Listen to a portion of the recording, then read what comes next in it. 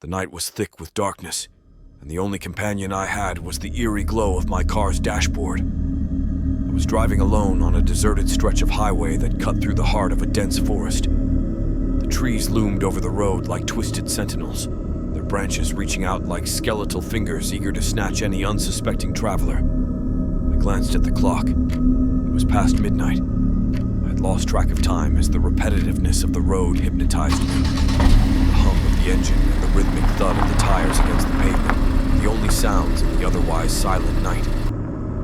My destination was still hours away, and fatigue clawed at the edges of my consciousness. As I drove deeper into the forest, the shadows seemed to grow thicker. The moon played hide and seek behind ominous clouds, casting fleeting shadows that danced along the road. My headlights carved a narrow path ahead, revealing only fragments of the twisted landscape beyond.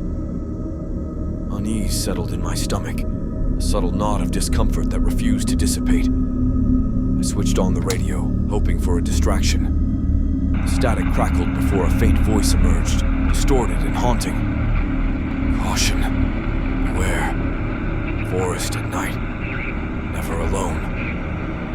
The voice sent shivers down my spine, and I quickly switched off the radio, dismissing it as a glitch.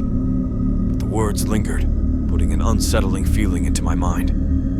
I shook my head, attributing it to fatigue and an overactive imagination. As I continued driving, the road began to wind through the heart of the forest, the dense greenery on either side casting a claustrophobic spell. The air outside turned icy, and I could see my breath in the dim glow of the dashboard. Uneasiness tightened its grip on me, and I couldn't shake the feeling of being watched. Up ahead, the road took an unexpected turn, leading me into a pitch-black tunnel of trees. Branches intertwined overhead, forming a natural canopy that swallowed any remaining traces of moonlight. Panic clawed at the edges of my consciousness, but I pressed on, my rational mind convincing me it was just a trick of the night. The forest seemed to close in around me, trees pressing closer as if conspiring against my presence. The road, once straight and predictable, twisted and turned in disorienting ways. Signs appeared sporadically, their letters almost illegible in the dimness. Turn back. Danger ahead. Turn back. I squinted at the sign, a chill running down my spine. It felt like a warning, a desperate plea from an unseen force. I considered heeding its advice, but the fear of the unknown propelled me forward. I was committed to this dark journey, and turning back now seemed like an admission of defeat. As the road wound deeper into the forest, the shadows on the periphery of my vision seemed to stir. Unseen eyes followed my every move. The air hung heavy with an oppressive energy. My surroundings blurred, and the lines between reality and imagination began to waver. The headlights flickered, casting intermittent shadows that danced along the road. Panic set in as the engine sputtered. I could feel the car losing power. I coasted to a stop, surrounded by the suffocating silence of the forest. Alone in the darkness, I fumbled for my phone, hoping for a glimmer of signal. The screen remained stubbornly blank, rendering me truly isolated. A sense of vulnerability washed over me, and I cast a wary glance into the impenetrable blackness outside. A soft whisper echoed through the stillness, barely audible but unmistakable. Leave. Now. The voice seemed to emanate from the very fabric of the forest, a ghostly warning that sent a shiver down my spine. Fear gripped me as I grappled with the decision to stay or escape this haunted enclave. With a trembling hand, I turned the key in the ignition, praying for the car to roar back to life. The engine coughed and sputtered, resisting my desperate pleas. Panic surged as the whispers around me grew louder, indistinct words melding into a cacophony of eerie voices. In a final act of desperation, I stepped out of the car, hoping to find some clue or salvation in the oppressive darkness. The air hung heavy with an otherworldly presence, and the trees seemed to lean in, gnarled branches reaching towards me like accusing fingers. As I stumbled through the impenetrable darkness, a feeble light appeared in the distance. A ruined structure emerged, barely visible through the thick fog that clung to the forest floor. It resembled an abandoned cabin, its windows shattered and doors ajar.